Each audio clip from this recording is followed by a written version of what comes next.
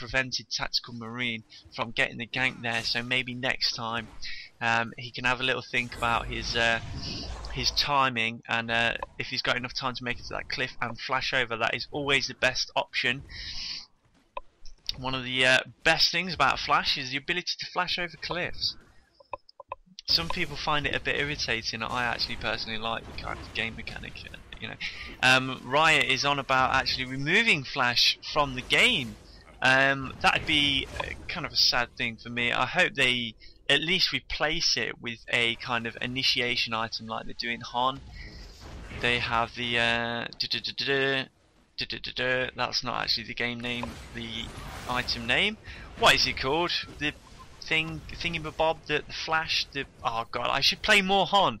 It's the flashy thingy-majig that allows you to initiate. And in the I should remember it later. Right, in the mid we now have a solo Malphite going against a solo Pantheon. Oh no, I stand corrected. Solaris has corrected me. Yi now in the middle.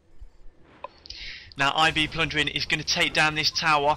His spell, which is like the ball of light, like a flare, it actually does damage to towers, which is also another reason why IB Plundering is good at taking down towers, because he can stay at range and harass the tower with that ability, which is very useful, as opposed to Rammus and his ult, which does damage to towers as well. However, you have to be within tower range to be able to do the damage to the towers, which obviously is not an ideal situation. Good use of the the moves from Malphite there, getting the initiation, taking Tactical Marine down. Great stuff from Malphite there, doing what a tank should do. Stunning and immobilizing, disabling and slowing.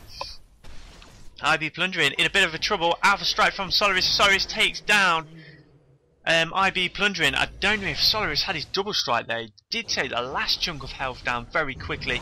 Solaris making a mistake there, putting too much emphasis on his health regeneration from his meditate ability, and the DPS from Green Team just proved too much, especially with True Knight of ER. Yeah, it has some powerful hitting abilities. Morphedia, I'm just gonna call him Malphite. Janna there getting the miss from the whirlwind. It's not going to bother Mighty JC in the slightest with the amount of health that Alistair has. Yeah, a kind of weakness to that whirlwind ability from Janna is that it doesn't actually do a lot of damage. It does quite a small bit, but it is AoE. It does enough damage to minions, but in terms of hitting players, it's got the useful kind of slow and the kind of bouncing in the air. But other than that, in terms of damage and pure DPS, doesn't do that much. IB Plundering pushing off the two enemy players in the mid there with his turrets. IB Plundering can pop his ult and it turns his turrets into kind of like a special frost turret, which applies a slow, which is kind of like ash volley kind of slow. Very useful if you're chasing somebody down. You just pop a turret down into the path that you believe that they will take to try and escape. Pop that turret down, pop your ult, slow them down, and they pretty much get it in the kipper. Mighty JC is going to take a lot of damage from the minions plus Janna. In the middle we have Malphite going down. He must have been stunned from Pantheon's stun, which also allows Pantheon, an interesting thing here, when he uses that ability, it also allows Pantheon to crit more after he's used it, which is quite interesting. So it's good kind of like to initiate with that, because you're following hits, the hits that will precedent that initial blow will have a high chance to crit. So a lot of people do initiate with that move. Good move from Pantheon. Right, turrets now taking is turret versus turret. We got Heimerdinger's turret shooting at the main turret, which did quite a bit of fair damage there. Again, Heimerdinger showing his harassment ability. At the 14 minutes 27, 28, 29, 30 second mark. I'm going to take a yawn. I apologise for the huge epic yawn of yawnness. Full of added yawn, we have Kassadin with the Sorcerer's Boots, which gives him added magic penetration, which is great stuff, which is exactly what Kassadin needs. Does Adrian with the Catalyst of the Protector, thank you cameraman, which gives you 290 health and 325 mana.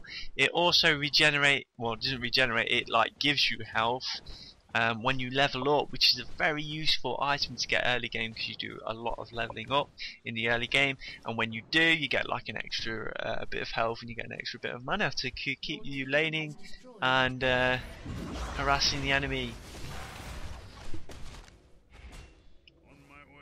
I have had that boost in health when I was just about to die and actually saved me, turned around and managed to kill my enemy, so it kind of it's almost random.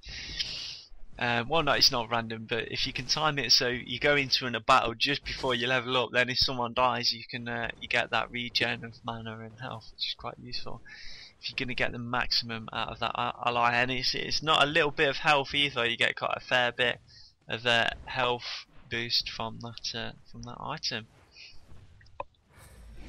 Mid tower is about to take a bit of harassment, bit of zoom in from the cameraman. I'm going to record this at I believe 1280 by 720, which I am fairly convinced is a higher resolution than real life. Don't hold me to that. I did look at it on Wikipedia and anything that's on that must be true. So if we go back to mid lane, we have Solaris level 11 versus a level 12 IB plundering with the blue minion buff. Or blue monster buff, you know, whatever the weather. That gives him mana regen and decreases his cooldown, so he's going to use his turrets. Oh, there we go with the flare ability. I don't know if it is called flare, I'm just going to blag it and pretend that I know what that ability is called. I actually hate playing this IB plundering. I played him once and got absolutely owned. I must have died about 100 times in that one game and had everyone shouting at me, calling me a noob. He's not a player that suits my play style. I'm liking Ramus at the minute. He's a very good tank. Now Alistar doing what a tank should do. He's stunning the enemy, he's slowing the enemy, he's getting the enemy attention. Solaris decided to back out and not really choose to go in though. Tactical Marine does choose to go in. May have been a mistake. He got taken down. A lot of DPS from green team. That is probably, Solaris was probably aware of the amount of DPS that the green team was putting out, which is why he chose not to go in and help down Alistar. Alistar has gone down. Oh dear me, Mordekaiser has gone down as well. That was absolutely game changing. Solaris really there, the only player having the kind of wisdom to assess the situation properly and making the right decision not to go in. Gianni, you popping a roll, getting a heal, full heal on everybody.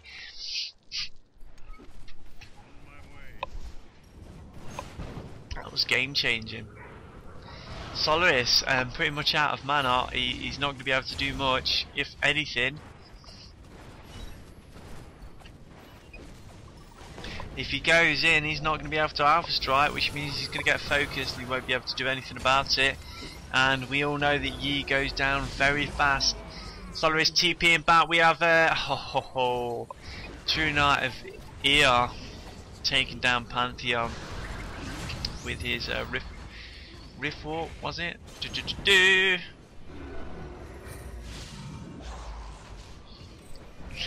Red team in trouble. We have IB plundering. He's got the wand that gives you the bit of 40 ability power. He's also got the bolt which gives you 25 ability power, as well as he's also got some boots of swiftness and Tears of the Catalyst or something. Tears of the Goddess or something, I believe. In a thing called love. Don't worry guys, I'm not gonna sing. Don't worry. I'm gonna Gonna hold back the temptation.